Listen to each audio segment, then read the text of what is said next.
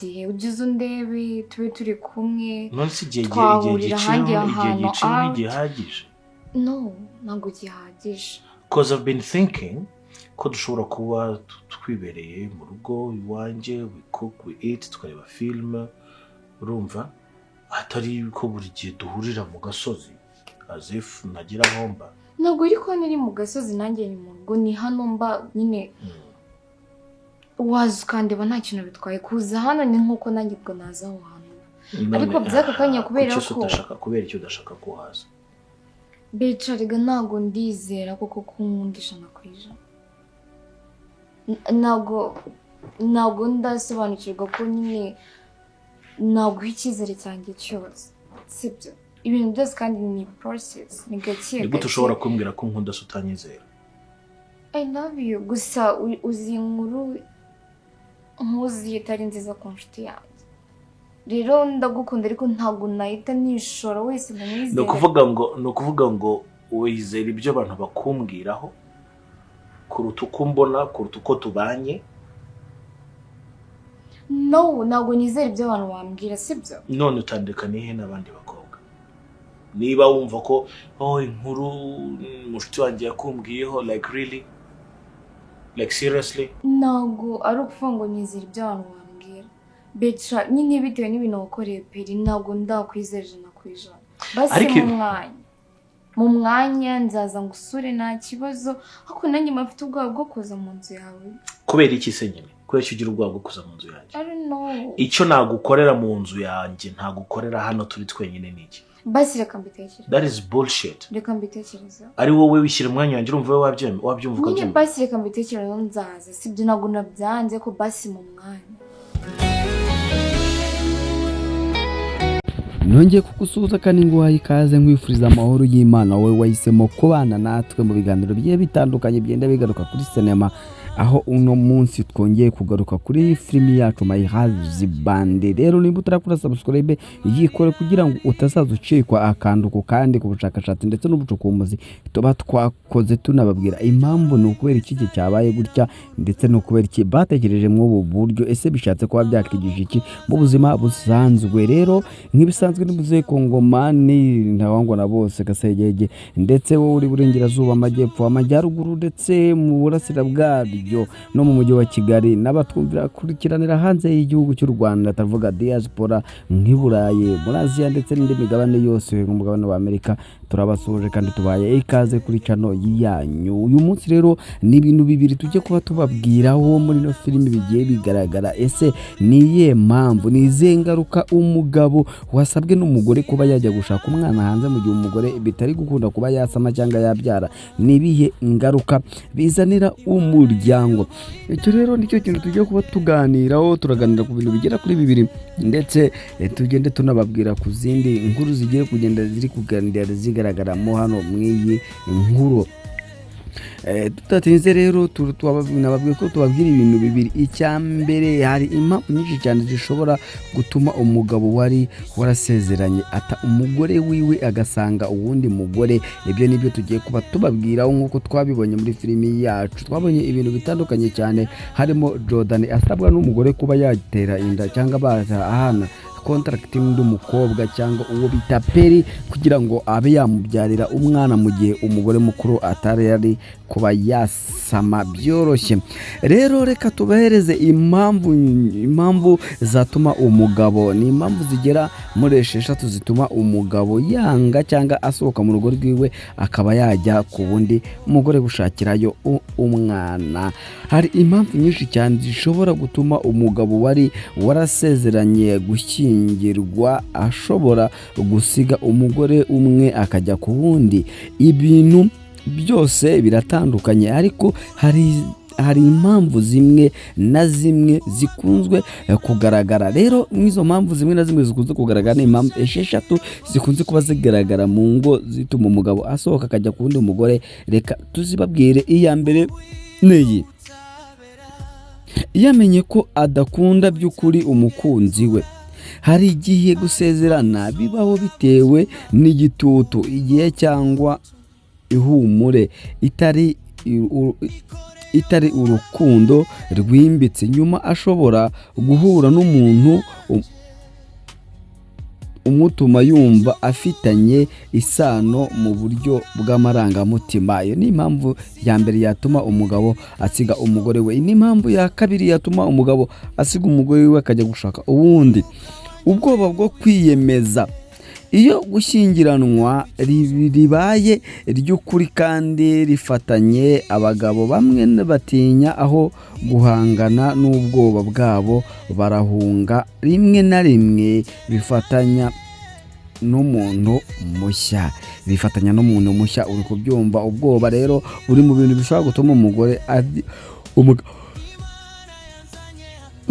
asohoka mu rugo rwiwe akajya gushaka uwundi mugore. Kwa kundi ushobora gukundana n'umuntu maze ugahita ugira ubwoba uko wahangana n'ibibazo uri kugenda uhura nabyo mu rugo, ahubwo wowe ugahitamo kubicika. Rimwe na rimwe bigatuma uhura n'undi mukobwa cyangwa undi mugore ushobora kukwereka indi nzira nshyashya, bigatuma umukunda kurenza wa wundi wa mbere.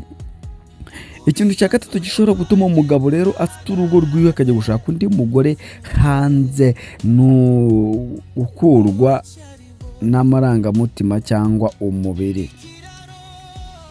Gukururwa n'amarangamutima cyangwa umubiri. Uburyo bukomeye bwo gukururwa undi mugore bushobora guhuma ubwenge.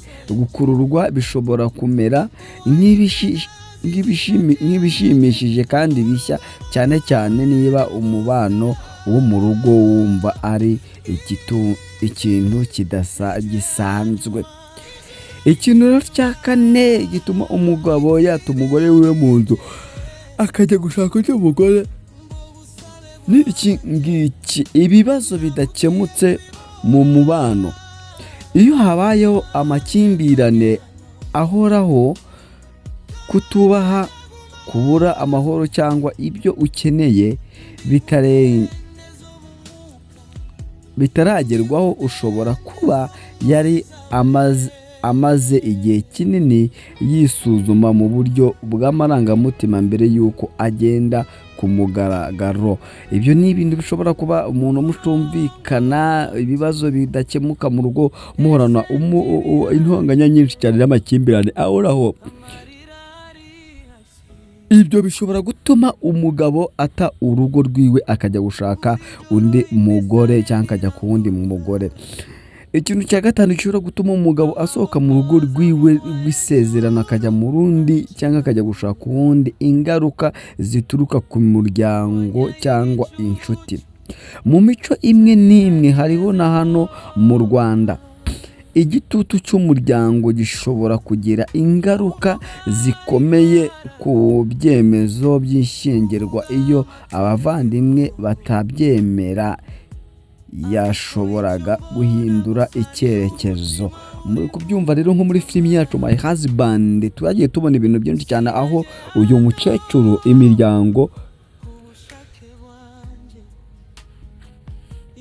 mukecuru Zayinabu cyangwa mama Jordan, igitutu yagiye ashyira k'uyu mukazana wiwe gishobora kuba cyari gutuma umukazana avamo, ariko umugabo niwe wagiye kubera igitutu bamushyiraho cy'uko nta mwana bafite. Ariko ikintu cya gatandatu cyatuma umugabo asohoka mu rugo ni ikihe rero ngicyo: kutabona ibintu neza cyangwa ubwikunde.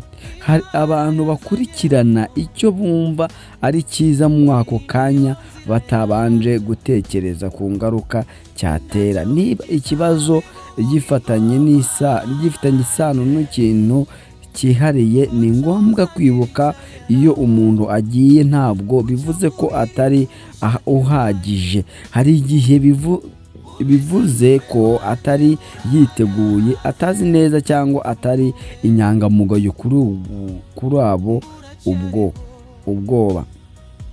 urashaka ko urashaka ko hari ikindi kibazo watubaza kuri ibi ngibi tumaze kuvuga haruguru, watwandikira muri comment maze tugakomeza kubana mu biganiro bitandukanye cyane duhana ibitekerezo. Nk'uko mwabyiboneye rero, Jordan yamaze gufata umwanzuro wo gusanga Peri kugira ngo abane nabo bitewe na kontara bari bahanye yo guterwa inda cyangwa no gutera inda, maze umukobwa yamara kubyara Jordan akifatira umwana wiwe bakigendera. Ibyo ngibyo mwabye mubyibonera rero uyu munsi, niyo mpamvu twabazana ibi bintu. Ni ibihe bishobora kuba byatuma umugabo ata urugo rwiwe maze akagenda. Twanabazaniye impamvu ingaruka zibishobora kuba byabyara iyo umugore yasabye umugabo we ngo genda ujye gutera umukobwa inda kubera yuko njye ntabyara maze uzabyare wowe kugira ngo utazapfa utabyaye. Rero mwizo mpamvu twabateguriye impamvu zigera muri 5 cyangwa ni ingaruka 5 iyo umugabo yateye undi mugore wo hanze inda yabisabiwe n'umugore. Iki ni ikibazo gikomeye cyane kandi gikomeye. Ingaruka zishobora kuba iz'amarangamutima, imibanire, umwuka ndetse n'amategeko. Reka tubirebe neza. Ingaruka ya mbere, ingaruka z'amarangamutima. Mu kugira amarangamutima cyane, mu ngaruka z'amarangamutima murabizi ko iyo umugore nta mugore n'umwe wishimira yuko umugabo wiwe yamubonana n'ikindi gitsina gore cyangwa n'abandi bagore cyangwa n'abandi bakobwa. Nubwo umugore yabibwiye, ububabare bushobora kuza nyuma. Ashobora kugira ishyari, kwicuza cyangwa gukomereka cyane nyuma yuko kubyara umwana waturutse kuri wa mugore. Umugore ashobora kugira urukundo rw'amarangamutima n'undi umugore. Umugabo ashobora kugira urukundo kugira ngo urukundo rw'amarangamutima n'undi mugore. Ishyingiranwa rishobora gutakaza ubushuti no kwizerwa. Kandi mwibuke ko izi ngaruka turi kuvuga ni ingaruka z'umugore wahaye uburenganzira umugabo wiwe, cyangwa wahaye uburenganzira umugabo wiwe kugira ngo asange undi mugore kugira ngo abe yamukuraho urubyaro. Icyo umuntu yumva ari igisubizo mu ntangiriro gishobora gutera ibikomere by'amarangamutima bitunguranye. Ingaruka ya kabiri ni ingaruka z'imibanire. Kuzana umuntu wa gatatu mu mushyingirwa akenshi bihindura uburinganire. Undi mugore ashobora kuba yifuza ibirenze kubyara gusa. Umugabo ashobora kumva atandukaniye mu ngo ebyiri. Amakimbirane ashobora kwiyongera hagati y'umugore n'umubyeyi uherutse kubyara. Ahangaha mu byumve, amakimbirane ashobora kwiyongera hagati y'umugore ubyaye. Ubwo wabyaye ni wa wundi bagiye gushakaho umwana. Kenshi na kenshi ikingiranwa rya mbere rihinduka iridakomeye. Ingaruka ya gatatu rero ni ingaruka z'umwuka n'imyitwarire. Ku bakristo Bibiliya yigisha ko ishyingiranwa riri hagati y'umugabo umwe n'umugore umwe. Reba Itangiriro ibice 2 ku murongo wa 24. Hari inkuru isa n'iyi muri Bibiliya ivuga ku Itangiriro 16 aho Sara yabwiye umugabo we Aburahamu kubyarana n'umuja we Hagayi kuko atashoboraga kubyara. Ingaruka zabyo ni izihe? Ishyari, amakimbirane n'imibabaro mu miryango.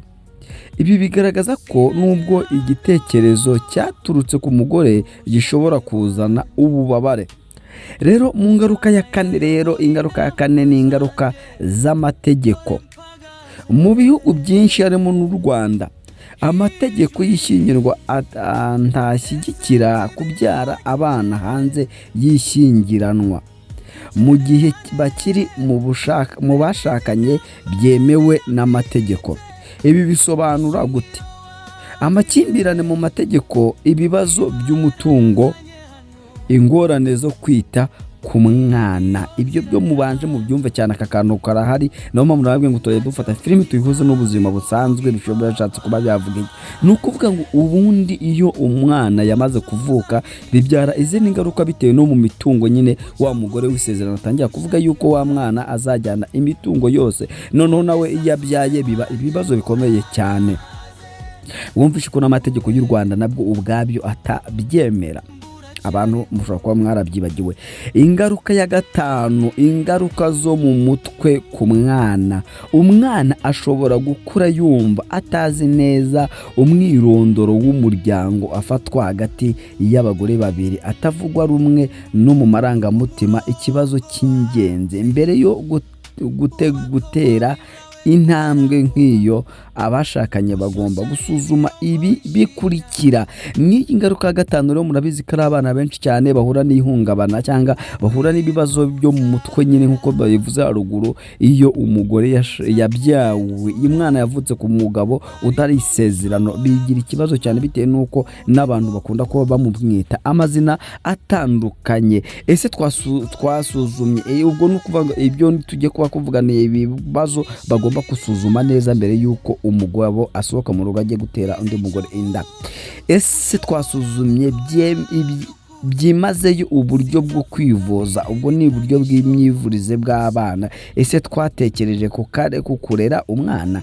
Ese twashatse inama? Ese ni iki cyemezo gituruka ku gitutu cyangwa ku mahoro? Kutabyara birababaza, ariko kongeramo undi mugore akenshi si igisubizo cyoroshye, bishobora kongera ububabare. Rero nawe ushobora kuba ufite ubushakashatsi bwawe waba warakoze, ariko twebwe ibyo ngibyo nibyo twaguteguriye bitewe nuko twari tumaze iminsi twibaza ngo ni iyihe mpamvu yatumye Jodani ajya kwa Peri, nubwo tumaze kugenda tubona amakuru agaragaza ko ino nda atari niya Jodani ahubwo ari iya Beritara. Ni ukuvuga ngo rero twihuse cyane uru rugo, umugore yamaze kugisha inama uwo afata nk'amarene cyangwa inshuti yiwe, imubwira yuko nubwo byamaze kuba gutyo ariko bitari bikwiriye. Impamvu avuze ngo kantu ngo ntibyari bikwiriye ni ukubera yuko uru rugo aya nikosa bakoze mu bijyanye no gushaka ubundi urugo. Ni umugore n'umugabo, nta mugore wa gatatu ugomba kuba yaza gushaka igisubizo cyaho ngaho. Kandi ikindi kintu abantu mwirengagiza nuko urubyaro rutangwa n'Uwiteka, kubera ruwo mugisha n'inyungu zo kuba warashatse cyangwa warubatse. Rero nyuma y'ibyo byose rero tumaze kuba twabona ibyo ngibyo, hari ibyo twagiye twibaza, wagiye wumva mu bishakashatsi twakoze gukora, tubuvumbuzi twakoze. Mwabonye ko no muri Bibiliya hari umugabo bivuga yuko umeze nka Jodani, Aburahamu na Sara batari bafite urubyaro, maze umugore asaba umugabo kuba yatera umukozi wiwe inda, maze umukozi amaze kubyara, ikintu cyabaye nuko uwo mukozi yatangiye kujya asuzugura nyirabuja cyane, amwereka ko nta gaciro afite, ari we ufite agaciro bitewe nuko ari we wari warabyariye umugabo wiwe umwana, mu gihe umugore ari we wari wategetse umugabo kuba yabyarana n'uwo mukobwa cyangwa n'uwo mukozi wiwe, uwo muja wiwe, kuba babyarana umwana kugira ngo Aburahamu atazarinda saza abyaye, maze bihita bizana ingaruka zikomeye cyane, zimwe twagiye tuvuga haruguru ndetse n'ibyo twagiye tubasobanurira muri ubu bushakashatsi twamaze kuba twakora. Bivuze ngo Jodani rero nyubwo ejo nabibabwiye mu kiganiro cyatambutse, nababwiye ko Jodani yakoze ikosa ryo kuba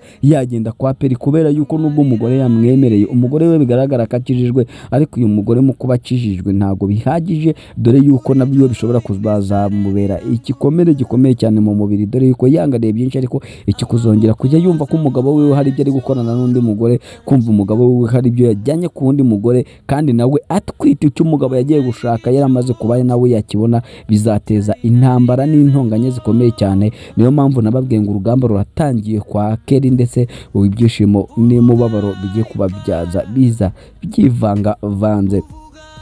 Mu gihe Jodani we yamaze gufata icyemezo cyo kubwira nyina yuko adashobora gusohoka mu nzu barimo, kubera ko iyo nzu ari yo muryango, ari yo yiwe ya mama wiwe, nta handi hantu agomba kuba yajya, atagomba no kuba yirengera ibibazo bya nyina bitewe n'ibyamubaye atigeze yizanira. Nuko nyina we kubwo mujinya n'umushi afite, yumva ko uyu mugore utabyara atakagombye kuba, ariko icyo yirengagije nuko bamuhishe yuko yabyaye, ari nabwo ashobora kuzahura n'ibibazo byo kongera gusaba imbabazi, yigarura mu murongo wo kubana n'umukazana wiwe amerewe neza mu gihe bizaba bimaze kuba byagurana, nubwo Kelly ari umwana mwiza ushobora kuba yababarira igihe icyo ari cyo cyose, ariko bizagora na dukomeje rero mu kiganiro cyacu. Peri mwabonye ko afite ibyishimo. Impamvu afite ibyishimo ni ibihe? Ni ukubera yuko ari kumwe n'umuntu akunda, nubwo ari mu kinyoma cy'uko amubekera amuteye inda ariko akaba atarayimuteye. Nyuma y'uko ibi byose bizamenyekana rero, uzasanga Peri agiye guhura n'uburibwe bukomeye cyane bitewe n'uko ari kubeshya ubwiwe inda atari iyiwe, inda ari iya Beritara. Mu gihe Beritara nawe atangiye kujya ashukashuka undi mwana kugira ngo ajye kumusura. Ese utekereza ko Beritara ari kumusaba kuzajya kumusura kugira ngo bigende bite? No kugira ngo nawe arebe uko yamuponyoro cyangwa yamukoresha ibintu bidakorwa, akaba yabana nawe mu buryo butemewe cyane. Ibyo byose nibyo tuba turi kugenda tubabwira, tunabategurira. Ese wowe hari igitekerezo waba ufite cyangwa icyo wumva tushobora kuba twakureberaho tukakubwira ati bimeze bitya na gutya muri film My Husband yacu bimeze gutya, cyangwa mu buzima busanzwe birahura nanga? Ni igice ushaka kuba twagukoreho ubushakashatsi, icyo twandikiye muri comment muri kugitwandikira, maze natwe tuzaza tugusubiza. Ndetse niba utarakoze subscribe unayikore kugira ngo utazacikwa n'ayandi makuru n'izindi filimi zizacanga, kubera yuko twebwe twari kugira ngo dukore ikintu bijyanye na sinema no kujya tuvuge kuri sinema. Reka mbabwira ati rero mwakoze kubana natwe, wowe watangiranye natwe iki kiganiro ukaba tugejeje kuri no munota, turagushimiye by'umwihariko. Wowe wakoze subscribe, wowe utarayikora nabwo uyikore kugira ngo dukomeze twubake urubuga rwacu turugeze kure, kandi turugeze kure hashoboka. Rero nk'ibisanzwe ni Gasegege Muzehe Kongomane na wangu na bose mwari muri kumwe, ndabakunda kandi ndabashimiye. Amahoro y'Imana akomeze abane namwe aho muherereye hose, Imana ikomeze bayimigisha, kandi uko mubana natwe iki kiganiro nimba wagikunze uduhe like, comment ndetse ugisharinge n'abandi. Ciao.